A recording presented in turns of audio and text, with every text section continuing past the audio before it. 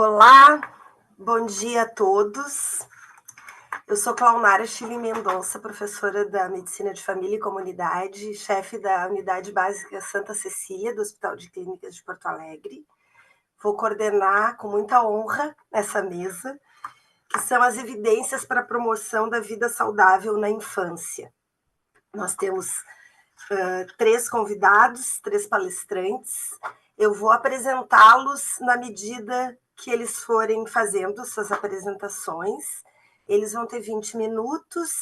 Então, a nossa audiência, por favor, anote perguntas, comentários, que no final das 3 falas a gente vai ter um debate.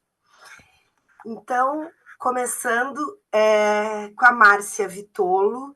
Ela é nutricionista, professora agora aposentada da Federal de Ciências da Saúde aqui de Porto Alegre. Ainda é professora do programa de pós-graduação de pediatria da UFSPA e vai falar conosco sobre a importância da nutrição nos primeiros 1000 dias de vida. Márcia, por favor. Obrigada. A palavra está contigo. Obrigada, bom dia. É uma honra estar aqui num evento, né, de longa data, né? A gente olha 44, né, eventos das científicos, e também é sempre bom voltar para o Sul, mesmo virtualmente. Então, eu vou começar a compartilhar aqui com vocês, e num grande desafio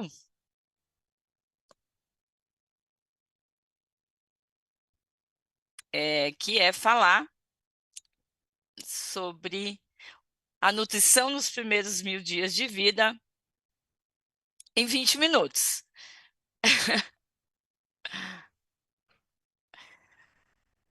Bom,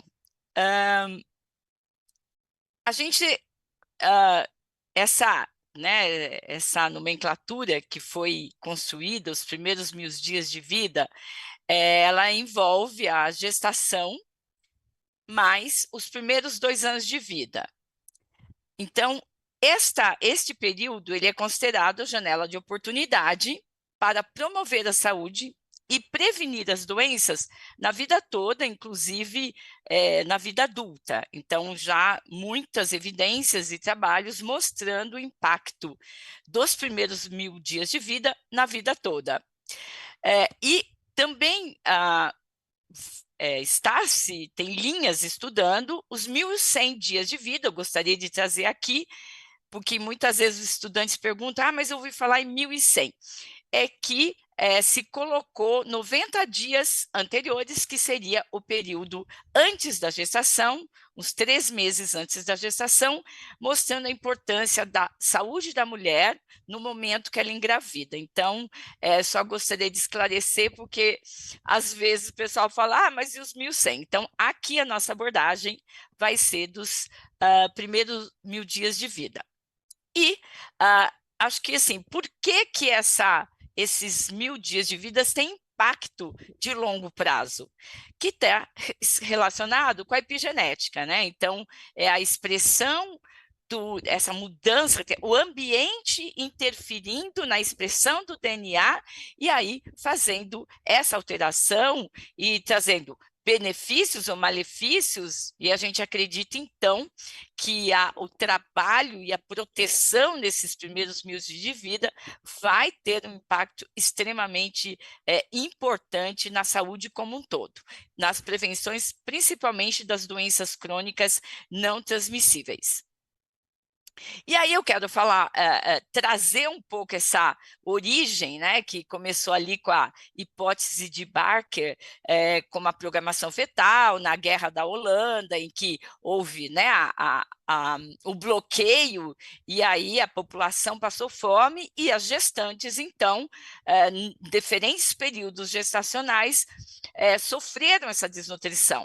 E aí, então, com todos os bancos de dados, houve esse estudo que foi continuando, né, chegando hoje em idosos, do quanto essa desnutrição provocou essa uterina em toda a vida.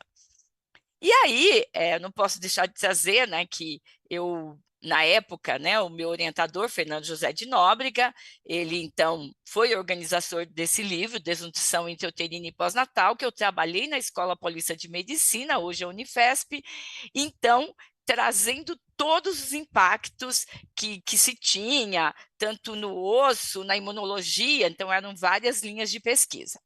Hoje, né, tem o grupo, né, de estudos dessas origens da doença e da saúde, que é o DORAD, que nós temos representação no Brasil, sobre o quanto isso impacta na vida como um todo, desde a gestação e nesses primeiros anos de vida. Então, são vários livros já, né, mostrando a importância desse período. E eu trago aqui, que eu gosto muito dessa figura, né, do Martorell, já em 2001, em que ele mostra que a saúde, né, uterina, quer dizer, as condições do útero e dessa gestante, pode, que seja por desnutrição ou por obesidade, excesso de peso, vão trazer impacto na saúde das pessoas, das crianças e dos adultos. Então, aqui dá para ver que tem um U, o quanto a desnutrição aumenta o risco, o excesso de peso, e ele coloca aqui o aleitamento materno diminuindo esse risco. Quer dizer, se alguma coisa der errada, ainda tem o aleitamento materno para fazer, neutralizar ou reduzir danos desse impacto negativo em relação a essa nutrição intrauterina. Como hoje, né, eu fiz escolhas, e como hoje nós estamos com uma prevalência de obesidade materna muito grande, vem aumentando em crianças, no adulto, e a gente vem observando isso muito rápida, eu quero trazer aqui o quanto isso impacta na saúde do bebê, porque essas alterações metabólicas da gestante, já fazendo uma sinalização da placenta, e isso vai afetar o metabolismo do bebê, aumentando as enzimas lipogênicas, aumentando a gordura corporal, e essas alterações aqui, que ele discute muito bem, das adiponectinas. Então, quer dizer, esse bebê, em condições de obesidade materna, ou ganho de peso excessivo durante a gestação, ele já vai ter, então, imprimir nesse bebê uma alteração metabólica. E é importantíssimo, né, a gente pensar que, assim, esse excesso de peso também está trazendo um aumento enorme da diabetes gestacional, em funções, né, desse ambiente obesogênico que nós estamos vivendo, e a gente sempre pensa no diabetes gestacional como um problema que vai afetar, vai trazer o bebê GIG, né, o grande para a idade gestacional, e esse bebê com problemas pós-parto, que tem que ser monitorado, né? Então, é o que a gente pensa no risco desse bebê. Mas esse estudo mostrou o quanto essa diabetes gestacional pode afetar, inclusive, as condições cognitivas de crianças de 10 anos de idade, em que a mãe teve diabetes gestacional por causa desse ambiente de promover uma hipoxemia, e isso fazendo como se fosse uma, entre aspas, anemia no feto, por essa diabetes gestacional. Então, o quanto isso repercute no futuro, essa complicação gestacional nesse período. E aí, claro, isso tem um efeito da questão do nível de desenvolvimento e cerebral, porque eu gosto muito dessa figura, né? Porque a gente fala muito que o desenvolvimento cerebral está, ele é grande parte durante o período gestacional, mas até os 2 anos de vida, ele tem ainda um impacto super importante, que é como a gente vê essa figura do desenvolvimento ainda grande. Então, os primeiros 1000 dias de vida, o papel da nutrição nesse desenvolvimento cerebral, que é a oportunidade de ouro para atingir a potencialidade desse mecanismo de desenvolvimento. E eu vou fazer um pouco compartimentalizado, né, para trazer objetivamente esse impacto, mas está tudo interligado, que aqui é a questão do aleitamento materno. Eu escolhi trazer essa pesquisa recente, porque mostra que quando a gente fala, né, que a microbiota intestinal da criança, né, dos fatores bífidos, é bem diferente da criança que não é amamentada, nós tínhamos a ideia que era só naquele período de amamentação exclusiva, né, mantendo aquele padrão do lactobacilo bífidos, que é o mais frequente, né, e a, quando esse estudo veio e mostrou que mesmo depois, quando a introdução à alimentação e outros alimentos ainda mantém um padrão da microbiota do aleitamento materno nos primeiros meses e quando era exclusivo, né? E eles fizeram esse estudo por volta de 1 ano de idade, então mostrando que repercute mais longo do que no momento que a criança está sendo alimentada. Outro aspecto que eu trouxe que mostra o impacto desse precoce dessas práticas e do aleitamento materno é que antigamente a gente pensava que a regulação do apetite do bebê era mais pela composição do aleitamento, que a criança quando mama no peito, o leite é diferente do começo ao fim. Mas hoje já há estudos mostrando que existe diferença na produção dos hormônios que regulam o apetite e a fome, que é a grelina e o peptídeo Y, comparado com crianças que receberam fórmula aos 3 meses de idade. Então, quer dizer, já imprime aí uma diferença em produção hormonal, o que vai acabar influenciando no apetite da criança e aí no risco da obesidade infantil, que a gente tem observado que tem crescido muito. Outro aspecto importante do aleitamento materno, pesquisa clássica que mostrou crianças em aleitamento materno, elas tinham melhor aceitação para os alimentos, faziam menos caretas, para os novos alimentos e aceitavam melhor do que crianças que não tinham sido amamentadas no peito. Então, mostrando a influência do aleitamento materno na questão da alimentação complementar, da aceitação dessa criança. E não podia deixar de trazer, né, para coroar aqui o efeito do aleitamento materno na saúde, né, da população, é esse clássico artigo que mostra que o aleitamento materno ele promoveu nos adultos, né, de 30 anos da coorte de 1982, melhor nível de educacional, melhor inteligência e melhores condições sociais, que é exatamente o impacto que tem se falado muito dos primeiros 1000 dias de vida, que não é um impacto só na saúde, mas um impacto nas condições de vida sociais.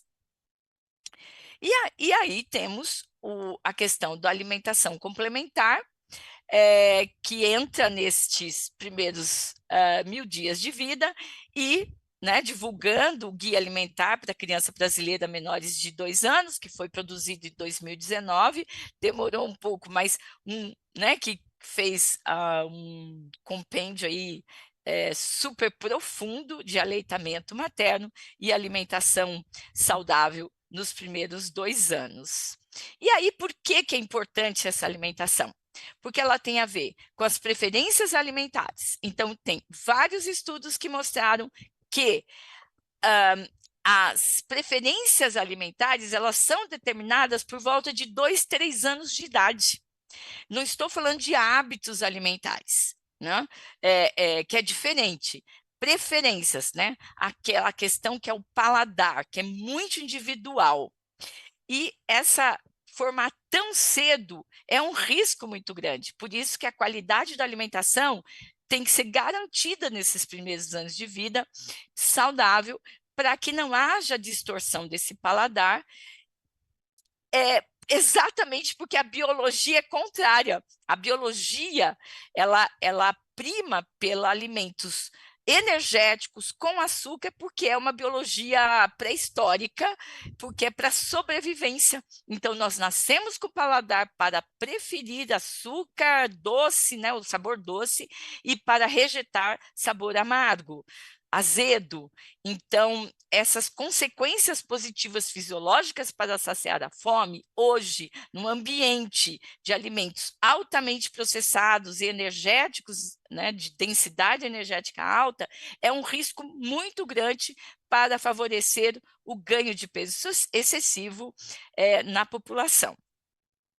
E a nossa situação hoje não está boa, né? Então, eu trouxe aqui, porque é um estudo que foi publicado no Caderno de Saúde Pública, que nós coletamos dados de crianças menos de 5 anos, em populações, em cidades de 3 estados, Paraná, Santa Catarina e Rio Grande do Sul, foram 1.500 crianças, e que o consumo, a introdução de alimentos antes do primeiro ano de vida é muito alta, de alimentos como achocolatado, açúcar, balas, pirulitos, e aqui vocês podem ver que é só no primeiro ano de vida, nos 12 meses, o quanto esses produtos são oferecidos para as crianças nos primeiros 2 anos.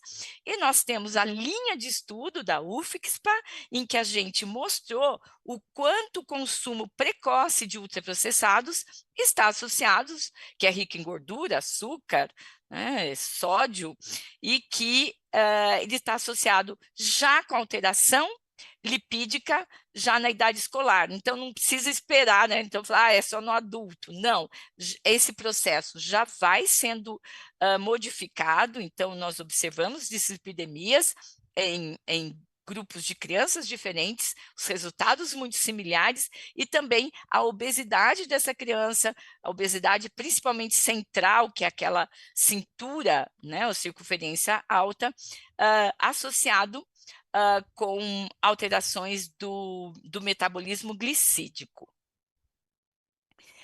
E aí, para trazer uma, como é que eu vou dizer, né, uma luz no final do túnel, ou talvez mensagens positivas aqui, nesse momento, né, notícias boas, é que estudos que a gente foi trabalhando, estudos randomizados, né, de campo, com famílias, tanto individuais em casas, como na atenção primária, que nós desenvolvemos em Porto Alegre, nós observamos que ele tem um impacto.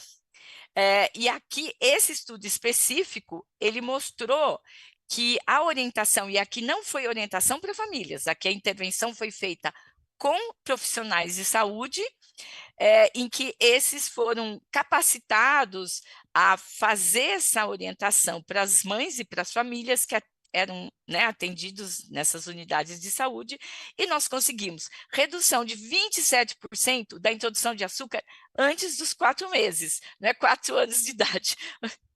4 meses e menor consumo quantitativo aos 3 anos com essa intervenção. E o que nós aprendemos, e a lição aprendida para nós nesse estudo, é que nós falamos muito em promover a alimentação saudável para as mães, para as famílias que estão alimentando seus bebês, mas a gente esquece de dizer o que não pode ser dado. Então, a lição aprendida é: nós temos que orientar o que não pode ser dado, para que evitem oferecer precocemente esses alimentos que são prejudiciais à saúde. E esse estudo, da mesma linha, nós mostramos que nós conseguimos reduzir a adiposidade das crianças aos 6 anos com esse estudo, e a circunferência da cintura, mostrando que é um impacto positivo e que apenas por orientações dietéticas, de promover alimentação saudável e prevenir o consumo de alimentos não saudáveis e que hoje nós estamos chamando de ultraprocessados.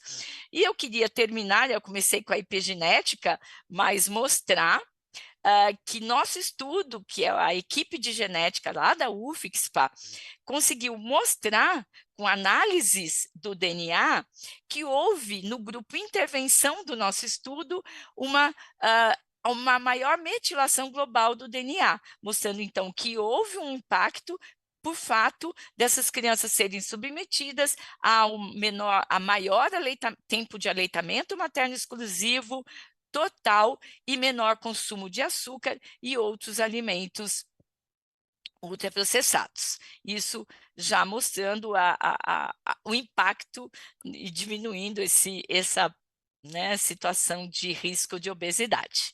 Então, para terminar, eu gostaria de trazer essa mensagem do Banco Mundial, em que fala que investimentos em nutrição durante os primeiros 1000 dias de vida não são somente os investimentos mais inteligentes, mas também vão pavimentar o caminho da criança de hoje para conduzir o crescimento da economia de amanhã. Então, era isso a mensagem que eu gostaria de passar e muito obrigada.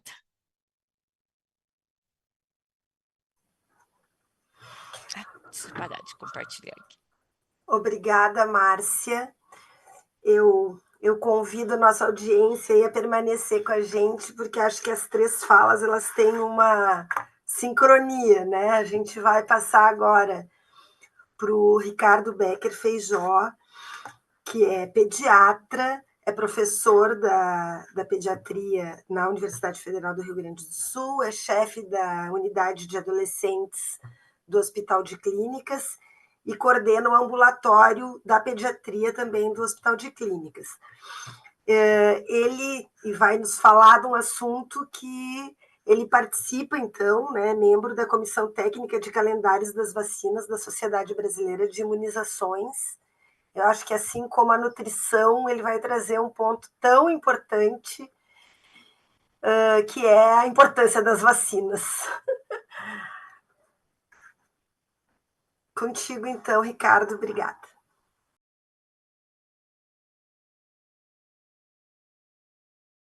Bom dia a todos, bom dia, Claunari, colegas. Espero que estejam ouvindo direitinho. Como disse a Márcia, o desafio dela é falar sobre uma alimentação saudável em 20 dias, em 20 minutos, sobre 1000 dias.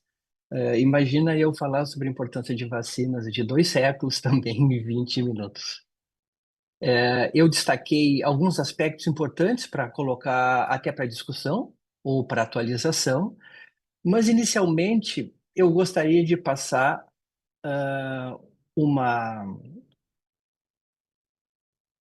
sequência. Deixa eu só ver aqui que eu acho que.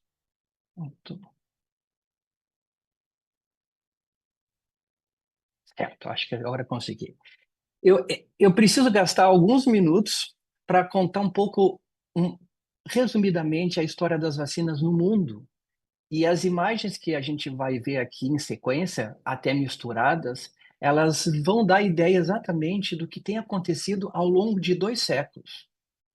A pandemia Covid simplificou demais a situação relacionada a vacinas e simplificou, infelizmente, de uma forma negativa.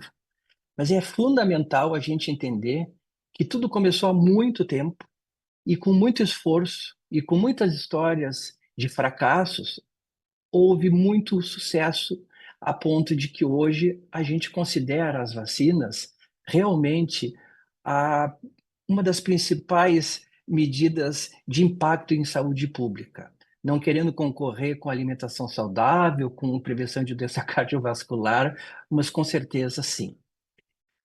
A história das vacinas, ela inicia muito antes de Edward Jenner, que todos têm conhecimento, lá pelo final de 1780, quando faz o primeiro experimento.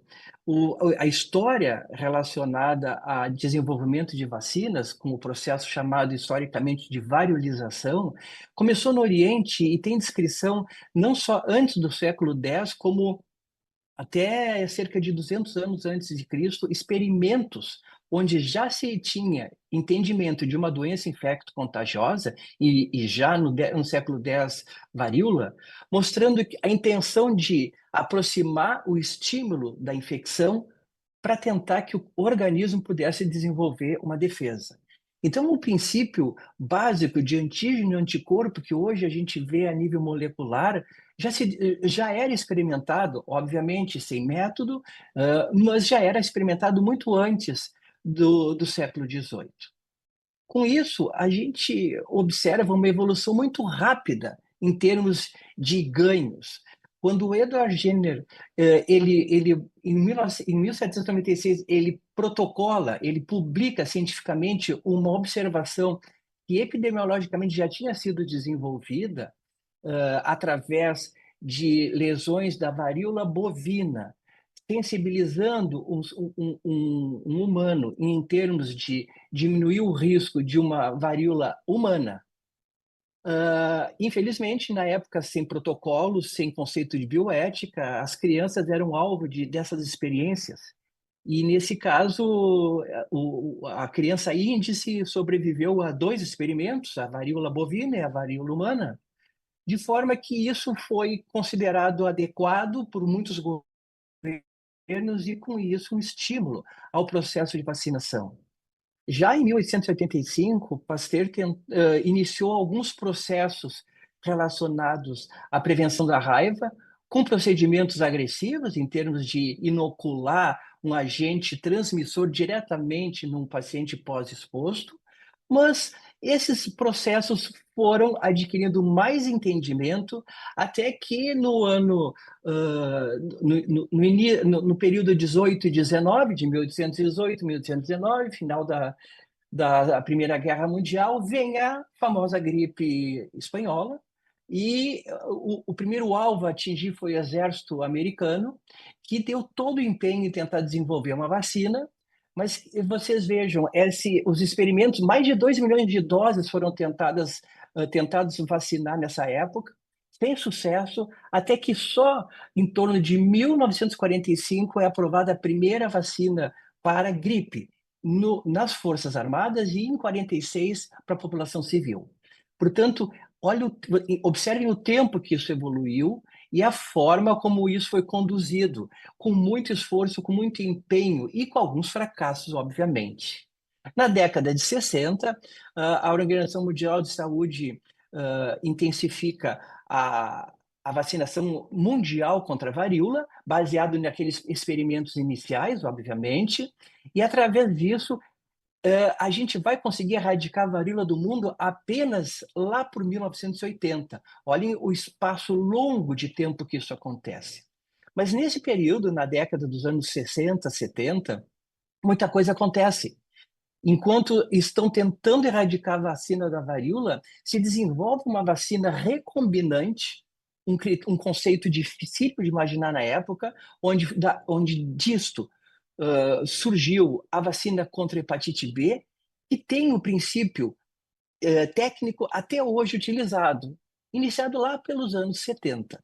Muito interessante como são preservados esses conhecimentos e são aprimorados.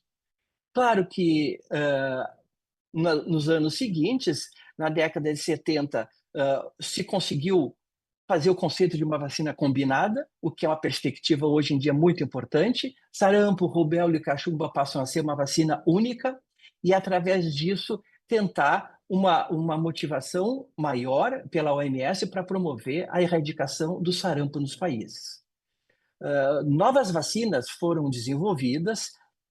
Em termos de 1974, a Organização Mundial de Saúde faz um grande grupo, que é o Grupo Expandido de Imunizações, para que ele possa divulgar a vacinação no mundo todo. E em 1973 coincide com o desenvolvimento do nosso PNI. Já na década de 80, a polio começa a ser o centro, o foco principal. O desenvolvimento da vacina de polio inativada e polio oral se deu muito rapidamente. Muitos desses cientistas vacinaram a sua própria família, se vacinaram para poder propor essa vacinação. Isso começou lá para o Jenner e seguiu com exemplos de Salk e de Sabin. E o progresso disso vem numa forma constante, até que, nos anos 2000, o grande desafio imposto na África em relação à meningite meningocócica, o famoso cinturão africano, ele exigia muito mais do que o esforço dos governos, ele precisava de recursos. A mortalidade altíssima nesse período fez com que a iniciativa privada e fundações não governamentais investissem muito, até se desenvolver uma vacina específica para meningite meningocócica A, e que trouxe simplesmente uma queda drástica, a ponto de praticamente não existir em pouco tempo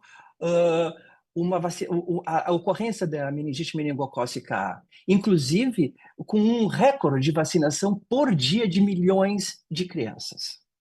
2019, por força da importância epidemiológica, a Organização Mundial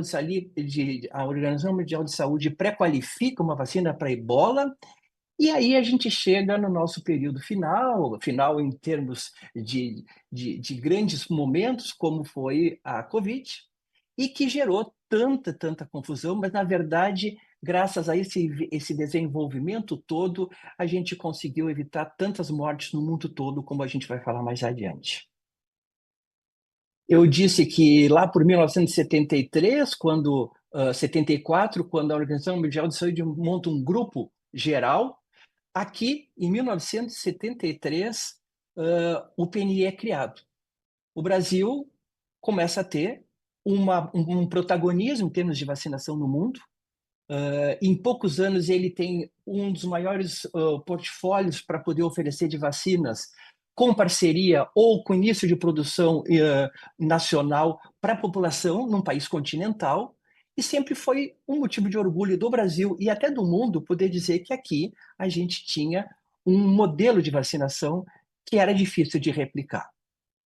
Vocês vejam que existem, ao decorrer de 1970, introdução rapidamente de várias vacinas, como a primeira campanha de polio em 1980, como a introdução da hepatite B em 1889, vacinação para febre amarela para todos os trabalhadores de área de saúde e área portuária.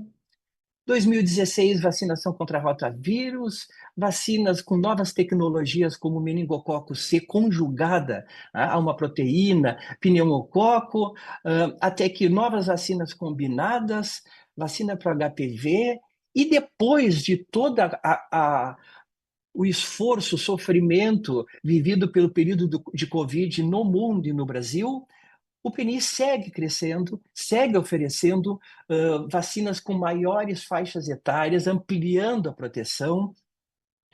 O exemplo disso é a vacina meningocócica para adolescentes, a vacina HPV, que vem se mostrando importante para características e grupos de risco, até que agora, em 2024, inicia-se a vacinação para dengue em adolescentes. Claro que existem muitas considerações a serem feitas, mas a metade do meu tempo era mais ou menos para mostrar como esse histórico é impactante, como ele envolve tantas e tantas experiências no mundo, quanto esforço isso acontece. Mas a gente tem que cair no assunto, impacto de vacinação. E eu trouxe algumas publicações recentes deste ano para mostrar como existe uma métrica nisso. Os 50 anos que o PNI tem coincide com 50 anos desse programa de expansão de imunização da OMS. Muito coincidente isso. E aqui tem uma representação gráfica extremamente fácil de entender. Usando 3 desfechos, mortes evitadas, anos de vida salvos e anos de saúde plena obtidos através da vacinação para doenças como sarampo, coqueluche, hemófilos, tétano, tuberculose e poliomielite, vocês podem ver, não precisando observar detalhadamente quantos milhões ou bilhões de vidas e de anos são salvos através da vacinação. E esse impacto eu vou mostrar logo, que ele não se deve apenas na criança, mas em todas as faixas etárias. O Reino Unido foi um dos precursores a pontuar o impacto da vacinação logo após a introdução de vacinas. Indiscutivelmente, a mortalidade, a morbidade, a hospitalização, os casos graves foram muito bem documentados com pouco tempo pós-introdução, sempre às custas de uma alta cobertura vacinal, que é um grande problema nosso, mas com muito sucesso. No Brasil não foi diferente. a introdução de vacinas como rotavírus em 2006, a introdução de meningococo C conjugada em 2010, mostram claramente esse resultado. Novas vacinas, como a vacina pneumocócica 10, não só mostraram um tremendo resultado, aqui em verde, mostrando que 5 anos após a introdução houve um resultado de mais de 70% de diminuição de mortalidade, mas o conhecimento que se obteve de epidemiologia, de sorogrupos de replacement, que a gente vem estudando adiante. Nada disso tem resultado sem a gente conversar sobre cobertura vacinal. E aqui eu trago um passado recente para todos vocês. Em 2021, o grupo mundial da OMS, que coordena o chamado Grupo dos 10 países zero doses, entendo o grande impacto disso. Os 10 países que têm, em média, 0 dose nas crianças em relação à vacina padrão, que é a difteria, tétano e coqueluche. O Brasil ocupava o lamentável 7º lugar em 2021, do mundo inteiro. E, recentemente, neste ano, o Brasil vem a comemorar essa saída do pós-pandemia, de uma recuperação de vacina, e ele já sai da lista dos primeiros 20 países.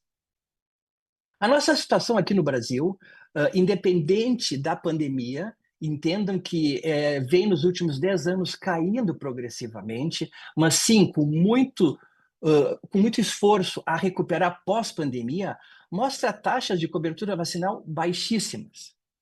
Isso significa um impacto não só na proteção individual, como o risco de ressurgimento de doenças já erradicadas. Nós perdemos o nosso certificado negativo para sarampo, para pólio, e esses casos podem ressurgir se a gente não conseguir vacinar, porque a meta vacinal tem que ser entre 90% e 95%. Aqui uma visualização rápida para ver como é grande esse impacto em relação a um período recente.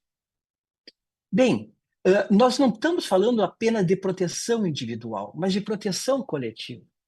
A proteção coletiva vem do princípio básico, epidemiológico, de que um paciente isoladamente protegido, ele tem proteção individual, mas não para a população.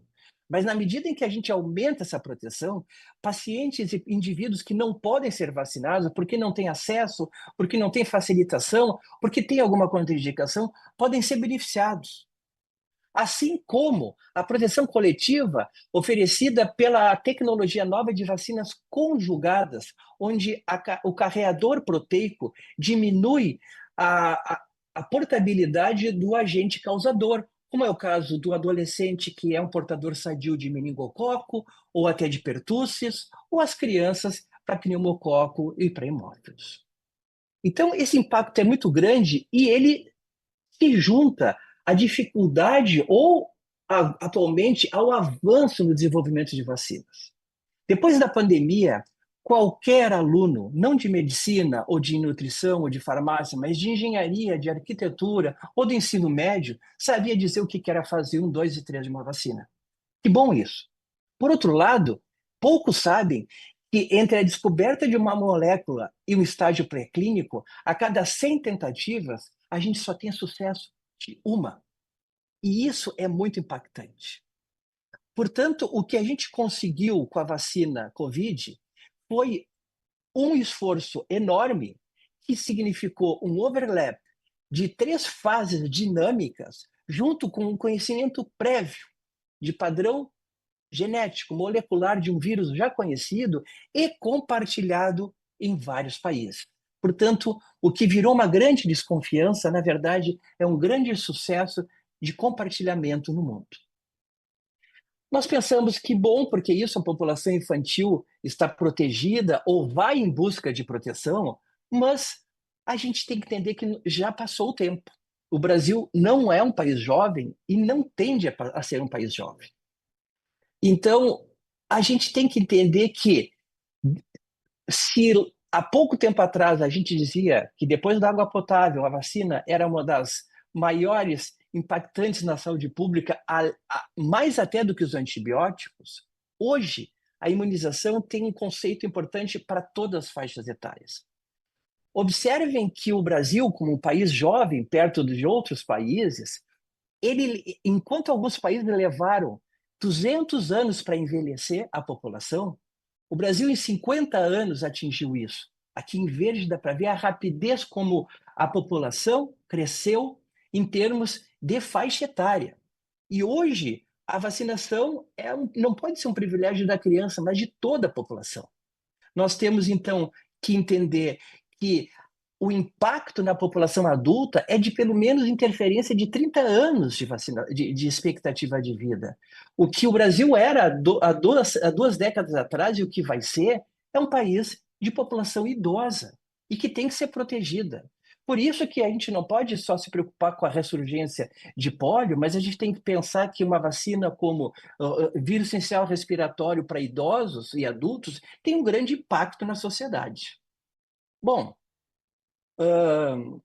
se a gente vai pensar o que vem pela frente, muita coisa está vindo pela frente. Vacina de chikungunya, vacina de citomegalovírus, doença de Lyme, malária e tantas outras doenças que estão em fase já avançada e de cooperação acontecendo.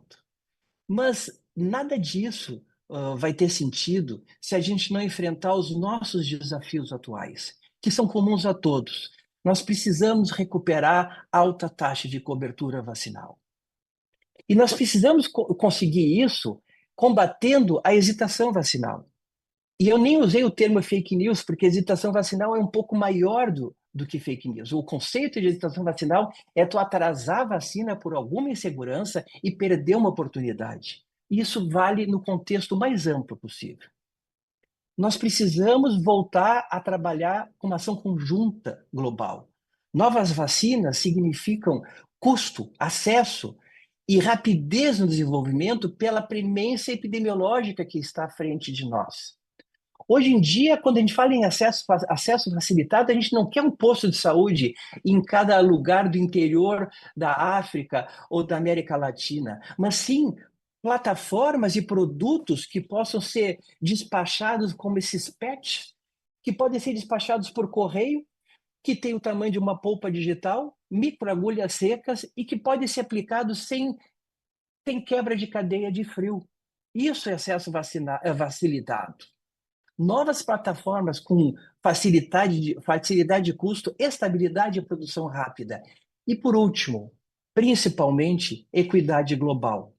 A Covid mostrou que isso não aconteceu. Os países que correram tiveram acesso, os países que pagaram tiveram acesso. E ficou a equidade global como uma prioridade esquecida. Apenas para mostrar, numa revisão recente, agora de 2024, esse é o mapa global de estudos sobre equidade. Os países em cinza não têm estudos nacionais. Os países em azul claro têm 1 a 4 ou 5 estudos. Apenas isso. Então, nós estamos num tempo de uma grande mobilização, comemorar alguns avanços, mas puxar as mangas e trabalhar juntos. Essa era a contribuição que eu queria dar, e aqui uma imagem triste, mas para que todos tenham em mente que ela pode voltar a acontecer se a gente não tiver uma medida, de novo, conjunta e urgente. Muito obrigado por todos e seguimos o nosso evento. Muito obrigada, Ricardo. Nós vamos passar, então, para a fala da Beatriz Chan, que é endocrinologista, professora titular do Departamento de Medicina Interna. Ela é também preceptora da residência de endócrino e metabologia do hospital e coordena o Núcleo Interno de Regulação, o NIR, do Hospital de Clínicas. E ela vai nos falar de um estudo de risco cardiovascular em adolescentes. Então, mesmo que as crianças tenham aleitamento materno, tenham feito vacina, né, a gente tem ainda um grande risco, né, de adoecimento e morte pelos fatores de risco cardiovasculares, né? Beatriz, contigo. Obrigada, Claunara, muito obrigada pelo convite da comissão organizadora.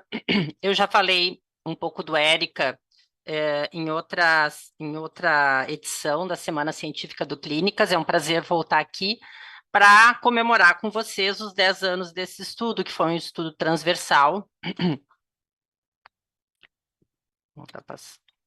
Um estudo transversal, que teve como objetivo estimar a prevalência de fatores de risco cardiovascular, de síndrome metabólica e de marcadores de resistência à insulina nos adolescentes de 12 a 17 anos que frequentavam escolas em municípios brasileiros com mais de 100 mil habitantes. A coordenação foi do professor Moisés Sclo e da professora Kátia Bloch, e esse projeto foi uma resposta a um edital, uma chamada pública do Ministério de Saúde, em conjunto com o Ministério de Ciência e Tecnologia. O ERIC, então, foi um estudo que coletou dados a partir de adolescentes a partir de escolas em todos os estados brasileiros, com essa representatividade de regional e de municípios com mais de 100 mil habitantes. Foram 32 estratos geográficos, 1.251 escolas públicas e privadas, 80% públicas, em 124 municípios. 2/3 da nossa amostra eram de estudantes da manhã e 1/3 da tarde, e eram selecionadas 3 turmas em cada escola, e todos os alunos dessas turmas selecionadas eram convidados a participar. Na ocasião, então, houve uma aprovação das comissões de éticas de todos os estados dos centros coordenadores de todo o país. Nós tínhamos, então, para os questionários que era auto-preenchido pelos adolescentes, nos PDAs que foram cedidos para nós pelo IBGE. Então, tinha o questionário do adolescente com os dados principais, que incluíam dados demográficos, de trabalho, atividade física, consumo de álcool e fumo, comportamento alimentar, saúde bucal e reprodutiva, morbidades referidas, doença mental, foi avaliado por um questionário chamado GHQ-12, e sono. Os responsáveis também preenchiam um questionário, e a escola também preenchia informações sobre a presença de cantina, de refeições, de bebedouro, então várias questões de instalação das escolas que certamente podem contribuir para essas avaliações, esses fatores de risco cardiovasculares que foram avaliados e estudados na sequência. Os alunos também respondiam um recordatório de 24 horas, esse programa foi criado pelo próprio grupo do ERICA, uma subamostra fez 2 questionários alimentares, as medidas antropométricas de peso, altura e perímetro de cintura e braço foram avaliadas, a pressão arterial foram 3 medidas, utilizando-se a média das 2 últimas. Inicialmente, só os alunos do turno da manhã coletaram sangue, onde foram avaliados glicemia, glicada, lipídios e insulinemia. Na sequência, nós tivemos, então, 4 centros que armazenaram sangue, para que em longo prazo a gente pudesse fazer outras análises, e novas análises avaliando nesses 4 centros a proteína C reativa ultrassensível, a adiponectina, vitamina D, ácido úrico, creatinina, transaminases e o metabólito da microbiota foram avaliados na sequência nas amostras desses 4 centros. Nós tivemos, então, um N de 74.589 adolescentes para todas as variáveis, mas as variáveis relacionadas à coleta de sangue, que eram só das turmas da manhã, foram avaliadas em 38.069 adolescentes. Aqui características bem gerais da nossa amostra, mostrando uma prevalência maior de meninas, 55%, um grupo maior de alunos de 15 a 17 anos, 54%, 80% das escolas eram públicas e 20% particulares, e 2/3 da amostra da manhã. E a amostra era representativa para cada região geográfica. Esses são os dados principais, a gente naturalmente que teve muitas publicações, eu vou trazer o dado no final, mas houve um número especial da Revista de Saúde Pública em 2016, quando a gente publicou os dados principais. Essa revisão narrativa, que foi publicada na revista da SOCESP em 2019, trouxe um compilado desses dados. Aqui a gente pode ver que, então, entre os adolescentes brasileiros em 2013 a 14, que foi o período da coleta de dados, nós tínhamos 25% de adolescentes com sobrepeso e obesidade, sem diferenças entre meninos e meninas. A pressão arterial elevada ocorreu em 9,6%. Eu gosto de falar dessa forma, porque o diagnóstico de hipertensão envolveria outras medidas que não havia possibilidade na ocasião da gente fazer. Elevação do colesterol total em 20%, HDL baixo em 47%, triglicerídeos elevado 7,8% e a glicada elevada 20%. Em relação aos comportamentos de risco para doenças cardiovasculares, nós temos a inatividade física em 54%, mas aqui tem uma diferença importante entre meninos e meninas, que a gente vê os meninos com 38%, bem menos do que 70% das meninas do ponto de vista da inatividade física, que era avaliada por menos de 300 minutos por semana, conforme sugestão de diretrizes na ocasião. O tempo de tela excessivo, mais do que 2 horas por dia, foi de 57%. Tabagismo, ou seja, ter fumado pelo menos em uma ocasião nos últimos 30 dias, 5,7%. Da mesma forma, o álcool, uma ocasião nos últimos 30 dias, 21%, 12 a 17 anos, gente. E a ausência do café da manhã, que foi utilizado como um proxy de alimentação saudável, que ter o café da manhã, fazer o café da manhã regularmente seria um proxy de alimentação saudável. Lembrando, a gente avaliou mais de 70 mil adolescentes, tivemos que treinar. O grupo coordenador, que era do Rio de Janeiro, treinou todos esses centros para coleta de dados. A gente tinha muitas limitações de detalhar determinadas variáveis, e essa variável do café da manhã, então, nunca fazer o café da manhã estava presente em 21% dos adolescentes.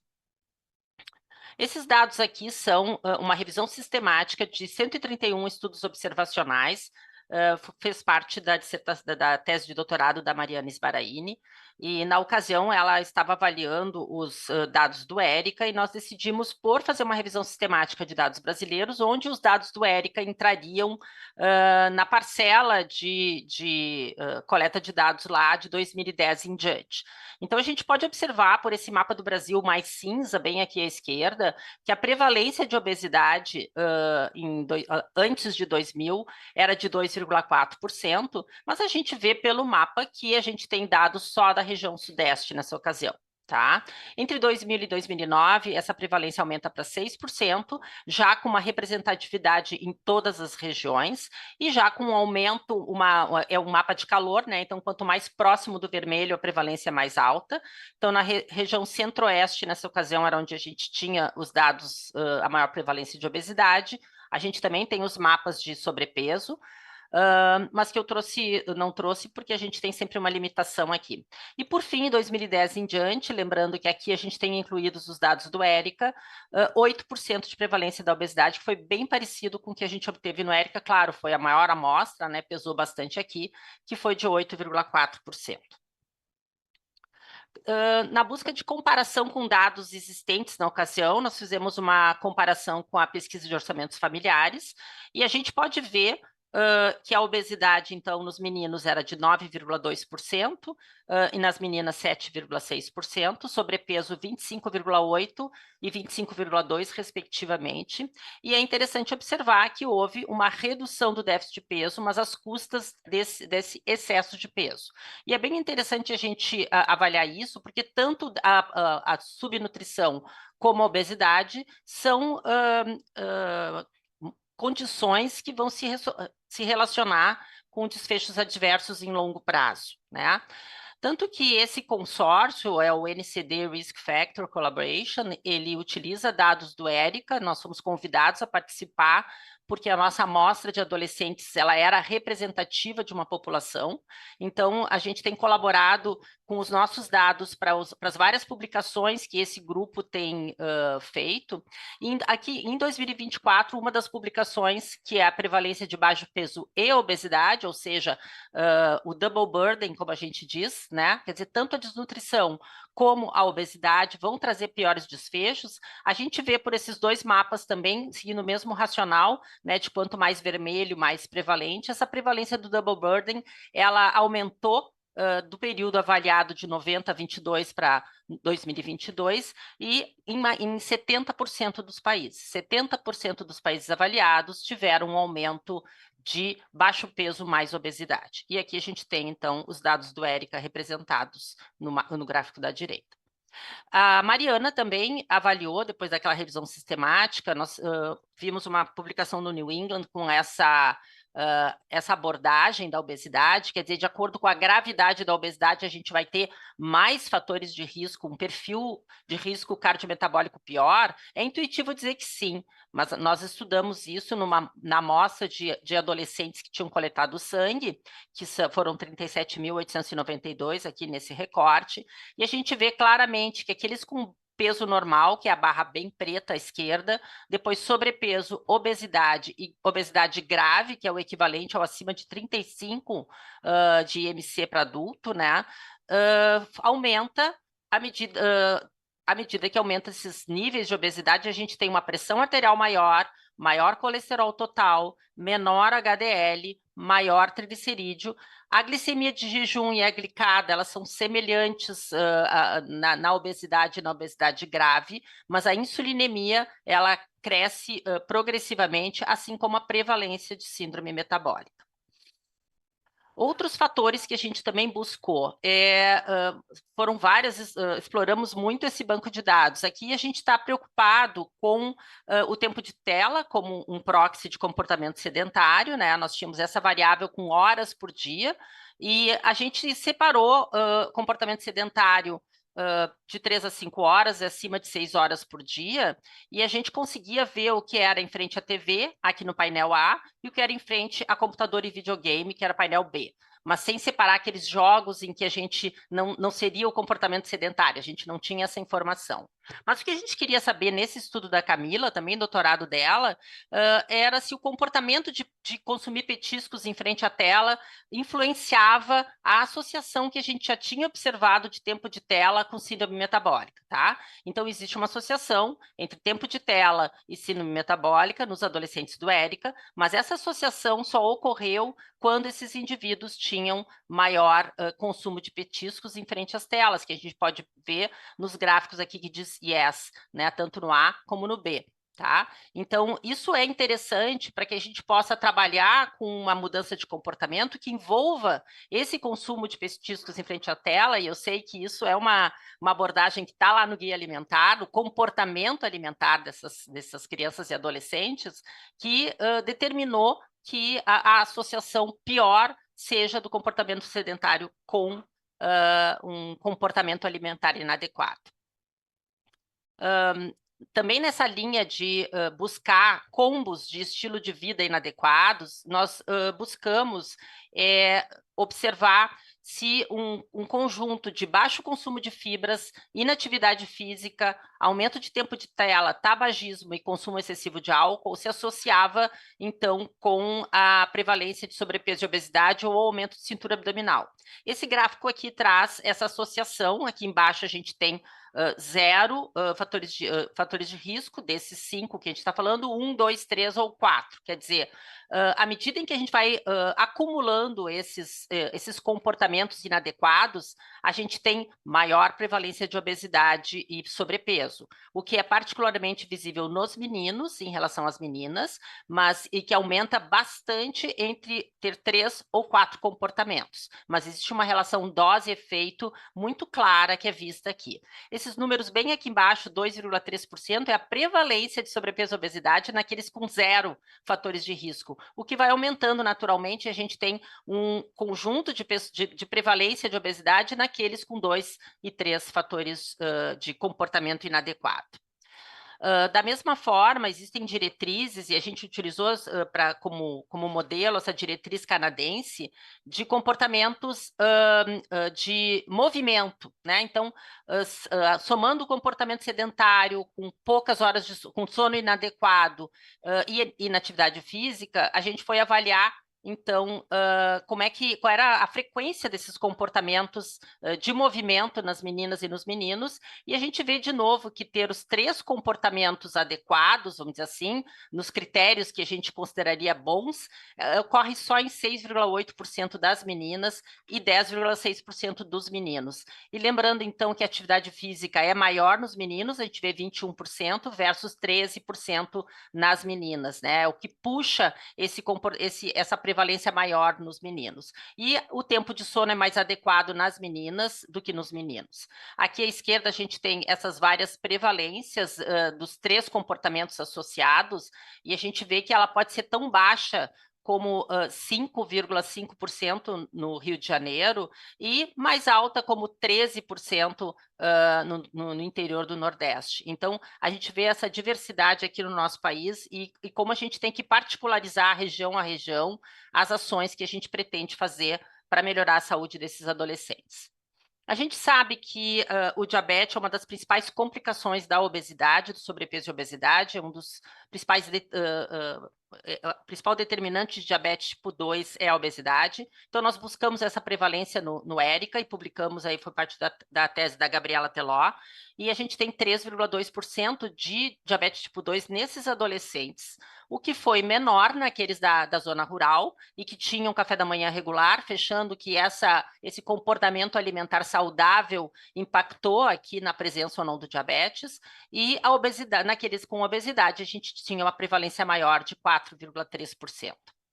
Outra questão que aparece nesses estudos, a gente sabe que a cintura abdominal é um proxy de resistência insulínica, né? É uma avaliação clínica que quanto maior a cintura abdominal, a gente tem uma correlação bem forte com marcadores de resistência insulínica, com insulinemia, com Roma, etc.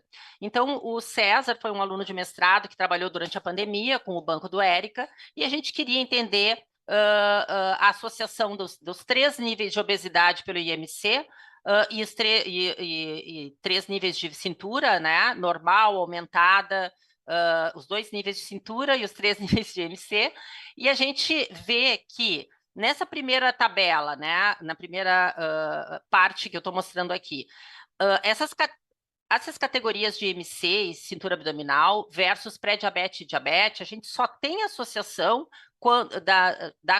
do IMC com a obesidade, com o pré-diabetes, quando tem aumento de IMC, e especialmente com o aumento da cintura abdominal, mas a cintura abdominal aumentada sozinha não determina risco de pré-diabetes e diabetes. E para resistência insulínica isso é mais claro ainda, né? Então, ter um IMC elevado com cintura elevada aumenta a chance de diabetes e de resistência insulínica. Então, também é outra forma prática de a gente avaliar um adolescente com mais risco de ter diabetes. Buscamos outras variáveis tão importantes quanto as que eu já vinha comentando. O GHQ nos dá a oportunidade de avaliar a saúde mental desses adolescentes. A saúde mental também ela foi positivo esse GHQ em 30% desses adolescentes, e a gente não teve diferenças regionais do ponto de vista estatístico, como a gente pode ver aqui no mapa brasileiro, mas as meninas tinham maior prevalência de transtorno mental comum por essa ferramenta de rastreamento, e foi maior também nos adolescentes mais velhos, né, mais próximos dos 17 anos. A percepção do peso corporal também entra nessa questão da saúde mental. A Mariana trabalhou com isso no seu mestrado. A gente vê, então, que as meninas, na amostra como um todo, as meninas têm uma satisfação menor com o seu peso corporal, 46% versus 63% dos meninos, e a gente vê que aquelas com sobrepeso têm uma insatisfação com a percepção corporal de 39% versus 21%. E essa percepção se associou com uma pior qualidade da dieta, que também foi avaliada. Um outro fator que reflete bastante a saúde da criança, e foi bem interessante do adolescente ouvir a Márcia comentar, é a altura, né? Porque ela é um composto de uma série de questões que vão desde comportamentais até nutricionais, né? E a gente vê aqui que a média da idade, o consórcio aquele do NCD Risk publicou um artigo sobre as diferenças das alturas, que está refletindo essa saúde geral desse adolescente, numa publicação, e nós buscamos fazer uma publicação só dos nossos adolescentes, né? A gente vê que, então, as meninas de 17 anos atingem, em média, 1,60 m e os meninos 1,73 m, mas essa altura, ela é menor no norte do Brasil, 1,58 m e 1,78 m para os meninos em relação a todas as outras regiões. E ela se associa, a altura desses adolescentes se associou com a educação materna, com a ingestão proteica e com a obesidade, no caso, mais altura, né? Então, a gente vê que isso repercute de fato. Por fim, esses são dados mais recentes. A gente, desde o início, queria também estudar os adolescentes saudáveis, né? A gente está sempre em fator de risco, doença, condições. Então, vamos olhar para a saúde, né? E o American Heart Association publicou esse Life's Essential 8 com 4 comportamentos saudáveis, que é não fumar, ter um tempo adequado de sono, uma alimentação saudável e fazer atividade física, e 4 fatores de risco, que são a hipertensão, dislipidemia, sobrepeso e a hiperglicemia, né? Eles propõem um score de 0 a 100 pontos, onde menos do que 50 é um score baixo, de 50 a 79 moderado e acima de 8 é alto.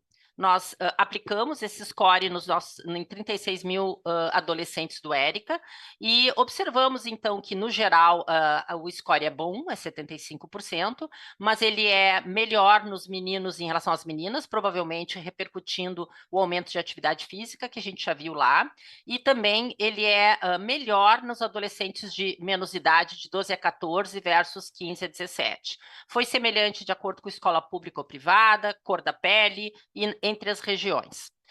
A gente observou que tinha, então, os fatores de saúde, eram melhores, 87 a pontuação, mas os fatores de comportamento eram piores, a pontuação chegava a 64. Foram 25 propostas de artigos, 151 publicações, 90% no PubMed.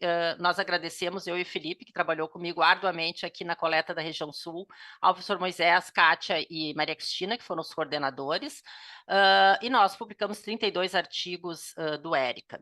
Quais são as nossas perspectivas agora nesse momento, né? Não tão recentemente, a gente, voltando a falar sobre os 400 que armazenaram, por que eles são importantes, além de a gente ter podido fazer análises novas na sequência, a gente tinha o TCLE para armazenamento, e nesse TCLE, que não era um termo de assentimento, como da outra coleta de dados, do transversal, tinha informação do nome, e-mail, telefone e endereço dos adolescentes. Porque os demais nós tínhamos o contato da escola, não tínhamos contato dos alunos. Então, para eventualmente fazer uma coorte, que era uma coisa que veio desde a primeira discussão, a gente precisava ter o contato desses alunos. Então, essa coorte foi idealizada para ser coletada no Rio, Distrito Federal, Porto Alegre e Fortaleza, mas só coletamos nos 3. Fortaleza não entrou, porque caiu em cheio a Covid na época da coleta deles. Nós tínhamos, então, da linha de base, 85.642 avaliados. O recrutamento da coorte começou em 2017 a 18 no Rio e Porto Alegre, o Distrito Federal ficou depois, e nós coletamos, teoricamente, uma primeira onda nesse período, e conseguimos 778 adolescentes, dentre aqueles 5, 6 mil que tinham armazenado sangue, ou seja, 17% destes que armazenaram sangue. Aqui em Porto Alegre, o recrutamento obteve 25% da amostra que nós gostaríamos de ter coletado, 293 avaliados. Fizemos uma série de estratégias para ir atrás, e a gente realmente não encontrou praticamente a metade desses adolescentes, mudança de endereço, de telefone, etc. Os dados bem, que a gente pode dizer enviesados, obviamente, né? Nós estamos falando de 25% de uma amostra daqueles que armazenaram o sangue, né? Então, a gente tem a primeira barra da coorte, a barra de baixo, em cada uma das cidades do transversal. A gente vê um aumento de sobrepeso e obesidade nas 3 cidades coletado, mas assim, Porto Alegre liderando, né, infelizmente, aqui sobrepeso e obesidade, e a pressão arterial elevada, ela é maior na coorte em relação ao transversal, no Rio e Brasília, mas menor em Porto Alegre, né? A gente, na época, coletou os dados no inverno, a gente percebia que as crianças tinham muito frio, compramos umas estufinhas para eles, e a gente acha que a pressão deles subia, porque eles estavam realmente muito estressados no momento da coleta. Eu acho que até confirma isso agora o dado de que nossa prevalência de hipertensão baixou na coorte.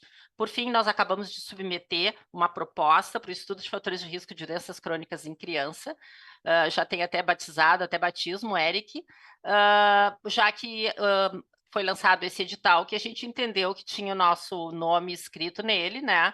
Apoiar estudos de base escolar com representatividade para macro-regiões brasileiras na população de 6 a 12 anos, né? Nós temos aquele outro estudo, agora não vou me lembrar o nome, que vai até 5 anos, e o nosso, que vai de 12 a 17, então tem essa lacuna do conhecimento que propõe essa prevalência de avaliação do estado nutricional, consumo alimentar e a prevalência dos fatores de risco para doenças e agravos não transmissíveis nessa faixa etária, que para nós é uma continuidade do ERICA, que a gente, aproveitando esse grande consórcio que foi construído, a gente propôs esse novo projeto. Esse é um outro resultado que a gente tem, que é ter formado uma rede de pesquisa forte, que se comunica e mantém trabalhos, projetos e publicações em conjuntos. Obrigada. Obrigada, Beatriz. Eu vou dar sequência aqui para o nosso debate, usando os comentários que estão no nosso WhatsApp e seguindo a sequência das nossas apresentações, se vocês não se opuserem. Então, eu queria começar com a Márcia, que um dos comentários era a importância da educação nutricional. E aí eu queria te perguntar isso também, de como que, né, enfim, dos estudos de vocês e de experiências de como essa que tu apresentou num dos artigos, né, de como traduzir, né, o guia alimentar para crianças, principalmente nessa questão da não utilização do sal e açúcar nesses 1000 dias, se a gente tem experiências disso, assim, de como implantar, né, na verdade, as evidências essas que são tão claras, né?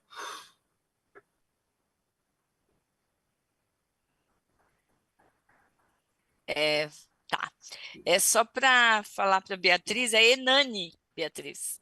Enani, que, aliás, nos corte, os resultados do Enani saíram da apresentação de hoje, mas é o nosso grande estudo nacional, que foi feito em 2019 e vai ser feito agora de novo. Menores de 5 anos. Tenho dificuldade até de elaborar uma resposta, mas assim, pela amplitude, né? Porque a educação alimentar ela é altamente ampla, né? Você pode fazer em todos os níveis e âmbitos, escolas, né? E ela acontece em qualquer momento, até nos profissionais ali no atendimento, né? É uma educação alimentar. Mas assim, nós fizemos, todos os nossos estudos foram de intervenções, desde 2001. Começamos em São Leopoldo, em visitas domiciliares, com orientação das mães, depois foi os centros de saúde, as unidades de saúde em Porto Alegre, intervenção, que é a educação alimentar. E o terceiro e o último foi em maternidades, em que nós usamos o guia alimentar do Unicef, que distribuímos o guia que está acesso PDF, são 10 passos, que é extremamente fácil, extremamente, né, ali objetivo, né? Inclusive o segundo passo do guia do Unicef é não dar açúcar, o segundo passo, que ele foi adaptado dos 10 passos lá de 2001, em que nós fizemos as intervenções. Então, assim, nós temos uma política pública linda e maravilhosa, mas ela precisa ser implementada.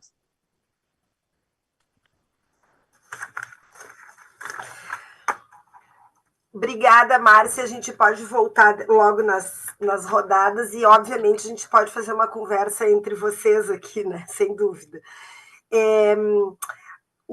Tem uma pergunta que é já direcionada para o Ricardo, que ele vai responder, mas eu queria aproveitar, Ricardo, e acrescentar uma questão sobre a hesitação vacinal que tu termina, que eu acho que é uma coisa tão importante e que enfim, a própria sociedade, né, de imunizações se tem pensado sobre isso, né, já que nós sempre fomos um país tão vacinador, né, e na época da pandemia eu participei de um congresso e tinha uma apresentação sobre isso, que eram perguntas que tinham sido feitas a países, eram países das Américas, né, e tinha uma relação entre fazer a vacina, né, levar os filhos para vacinar, com confiar nos médicos e confiar nos governos e nos governantes, né? E era uma associação direta, né, dessas confianças.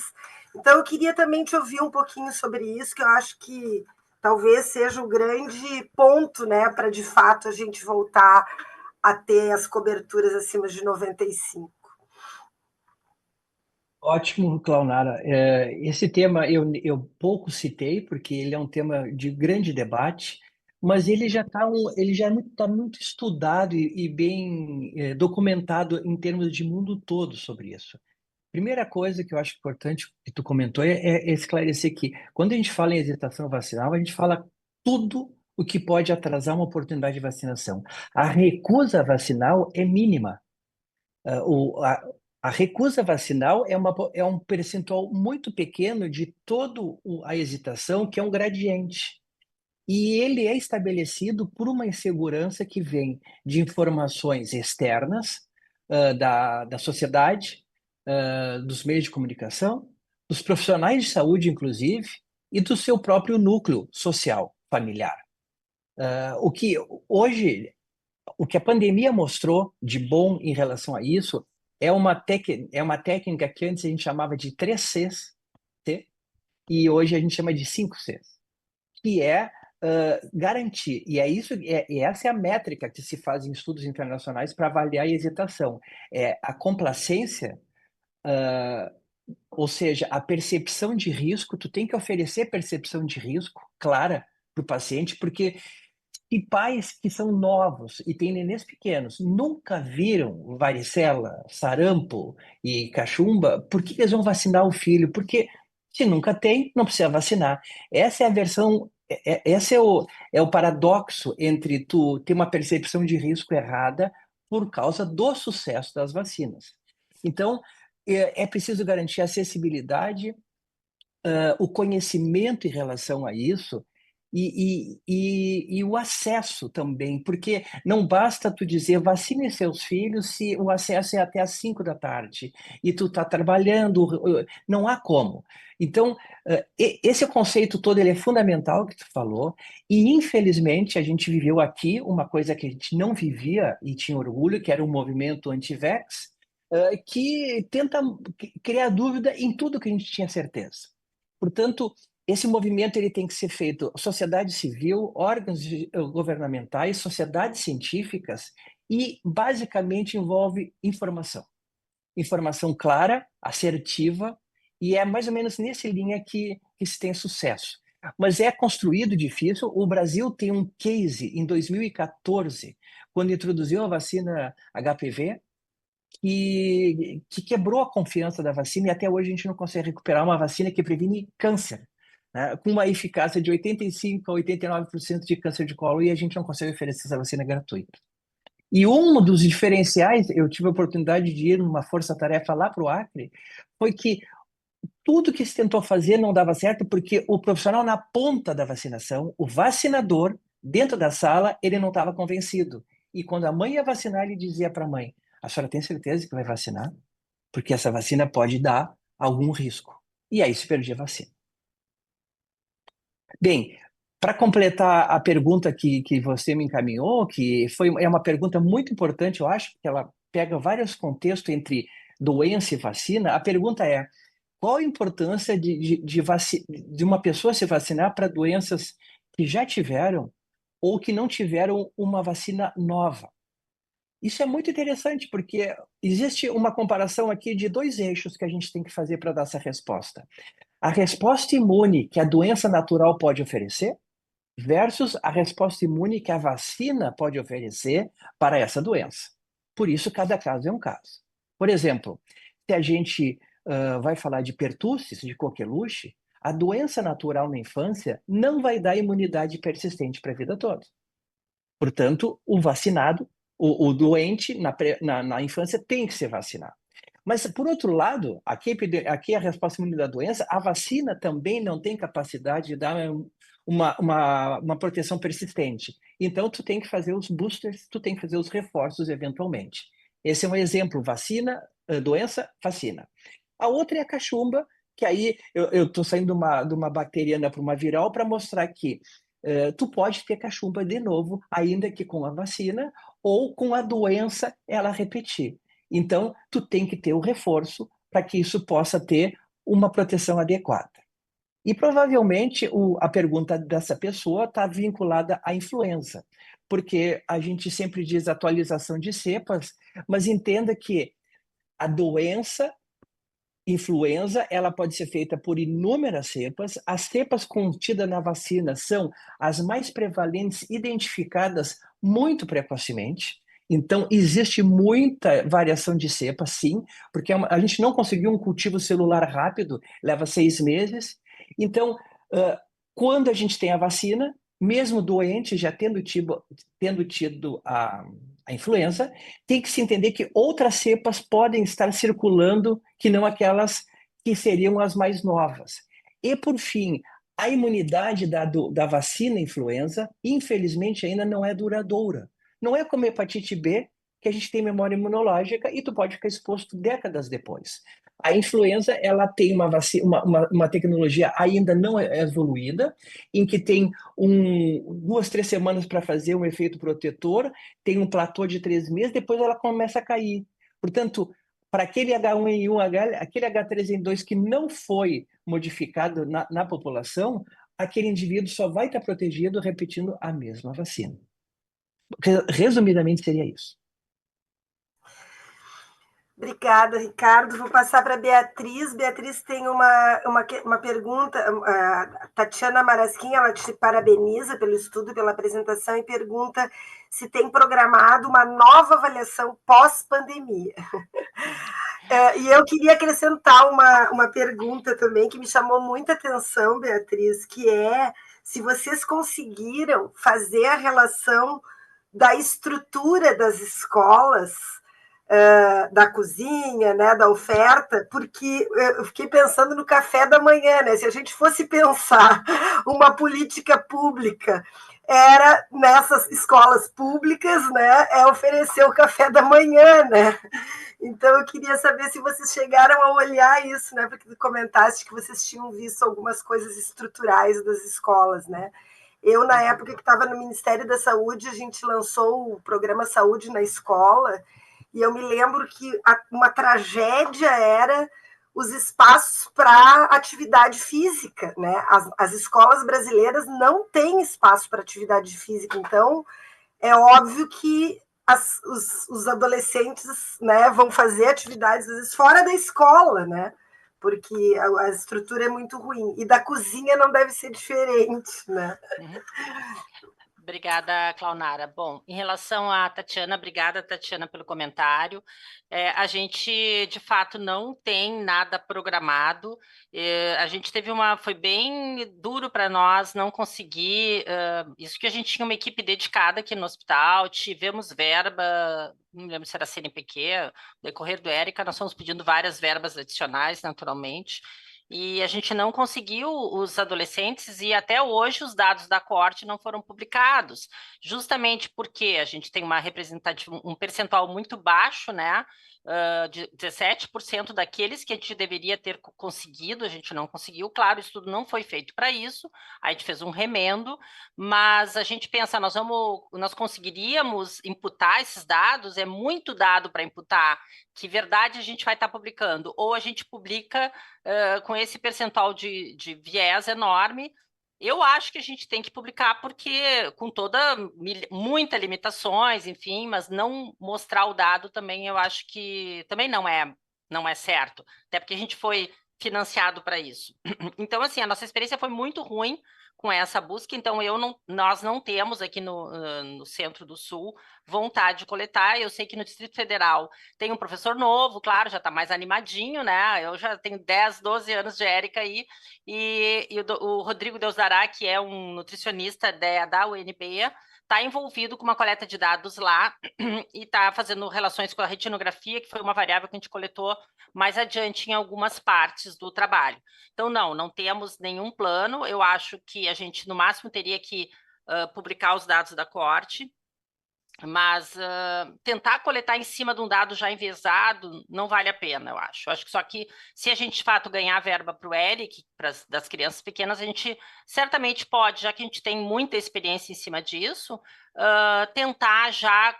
A nossa ideia justamente no projeto vamos fazer uma base para uma coorte. Essa é a ideia do ERIC. Não é um grande transversal, é um transversal que já é a base para a coorte. Então, aí a visão da coleta de dados é diferente. Até porque com a verba que está proposta, a gente não consegue ter essa representatividade que a gente teve no ERIC. Em relação à tua pergunta, Claunara, sim, teve projeto com isso, eu não sei se foi publicado. A gente tem essa informação das escolas, tanto das quadras, como das cozinhas, como da oferta de alimentação, estrutura, bebedouro, tem tudo isso. Eu realmente não sei se foi publicado, tá? A gente... era uma quantidade enorme de variáveis e, da mesma forma, uma quantidade enorme de projetos e que as pessoas têm 1000 projetos, mas assim, eu não saberia te dizer, mas eu sei que teve muito mais projeto do que publicação. A gente, graças a Deus, aqui no Sul, tudo que a gente propôs, a gente publicou. Claro que foi no decorrer de 10 anos, né? Mas essa ideia existia e às vezes a gente queria muito uma ideia que outro grupo já tinha proposto, ou eu às vezes teve algumas coisas foi assim que eu me relacionei com o pessoal de Brasília, da UNB, que a gente queria coisas parecidas, a gente se juntou e tá, o aluno esse aqui é da Quênia, lá de Brasília, esse aluno aqui é meu, daí mudava o último e o primeiro autor, mas a gente fez em grupo várias coisas, fizemos muitas coisas com o Rio de Janeiro também, mas o pessoal que estava trabalhando com georreferenciamento, que não é a mesma coisa que tu está falando, era um pessoal de Minas, que também me interessou muito, né, através de ferramentas mais modernas, tentar entender o que tem no entorno das escolas, para entender se isso interfere nessas variáveis, por causa que o comportamento alimentar pode ser diferente. Isso eu sei que o pessoal de Minas estava fazendo. Da estrutura das escolas, eu vou ficar te devendo, tá?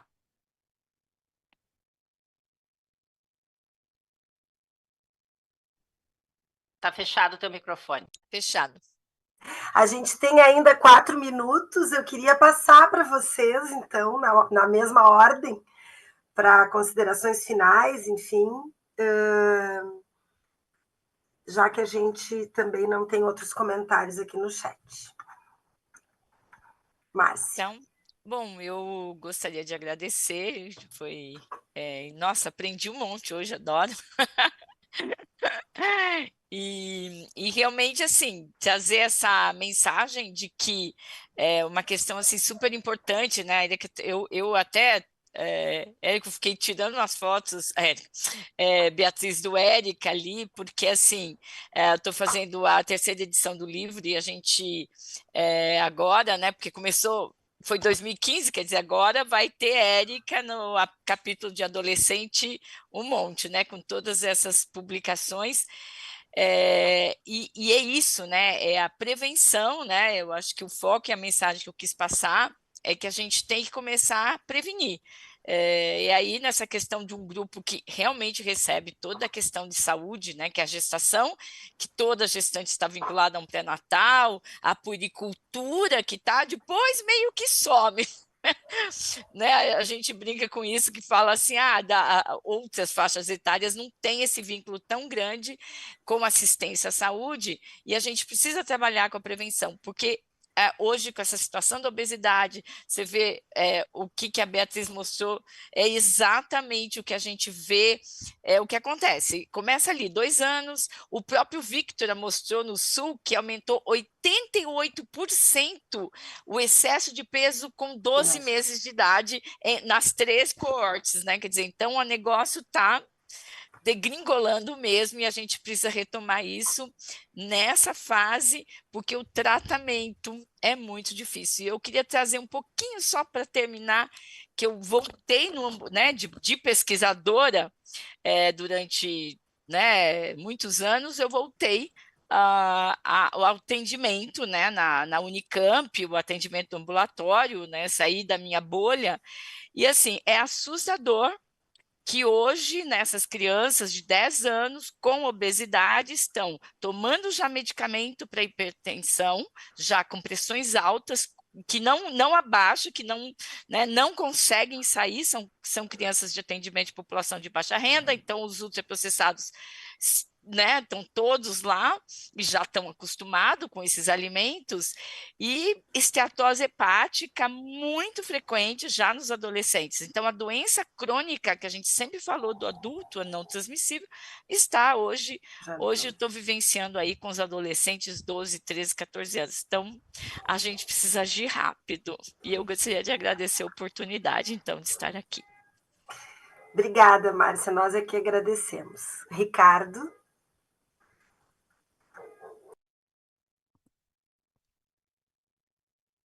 Desculpe, eu queria agradecer essa oportunidade, achei excelente o momento da gente poder discutir vida saudável sobre várias óticas.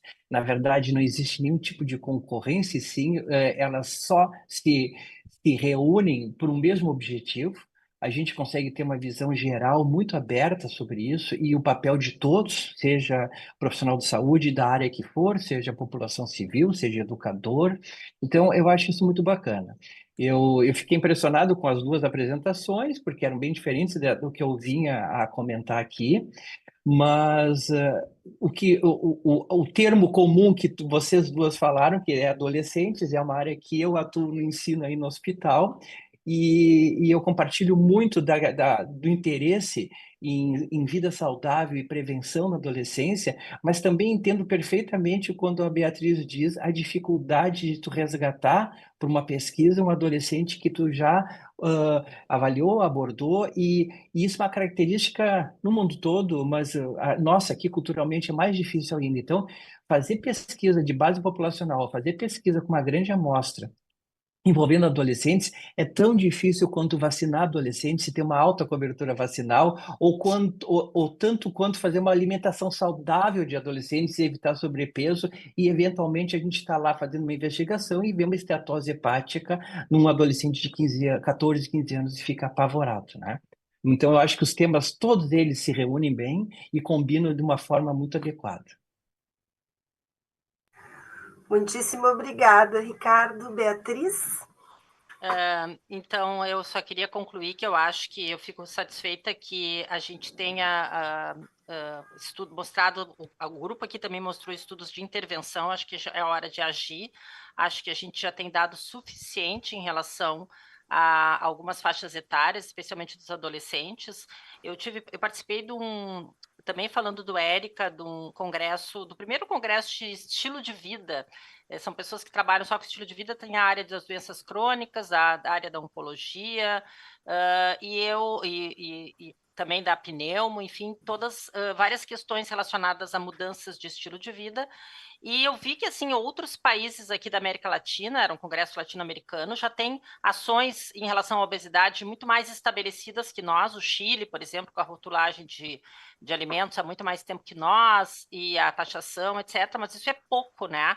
E nesse mesmo congresso, tinha um pessoal da Holanda dizendo que, apesar de eles serem de maior desenvolvimento, eles também têm áreas na cidade, em Amsterdã, que são áreas menos favorecidas, e ali eles estão fazendo trabalhos em escolas, né? Então, acho que a intervenção na escola foi muito interessante o trabalho dele, então, assim, fazendo proibição de entrada de ultraprocessado para dentro da escola, diz, realmente, o pai não gosta, a mãe não gosta, a criança reclama, mas o que acontece? Tu leva o conhecimento de dentro para a escola para dentro de casa, né? Então, assim, as intervenções que ele propôs e que eles estão fazendo nessas áreas mais pobres da periferia de Amsterdã, são na escola, educacionais, um trabalho que depois traz. Então, mesmo assim como a Márcia falou, né? 10 passos do guia alimentar, tem que ser uma coisa simples, tem uma coisa mas que repercuta, que impacte mais do que além das crianças, né? E obviamente que uma coisa individual, consulta individual para obesidade, isso aqui não impacta em nada, gente. A gente tem que trabalhar sobre a família, sobre a escola, sobre o grupo, né? Eu acho. Então, tá na hora da gente agir. É isso que eu acho. Obrigada. Eu vou encerrar, então. Foi um prazer ouvi-las e ouvi-lo. Muito obrigada pelas apresentações, pelos comentários. Obrigada. Então, vou encerrar aqui nossa mesa.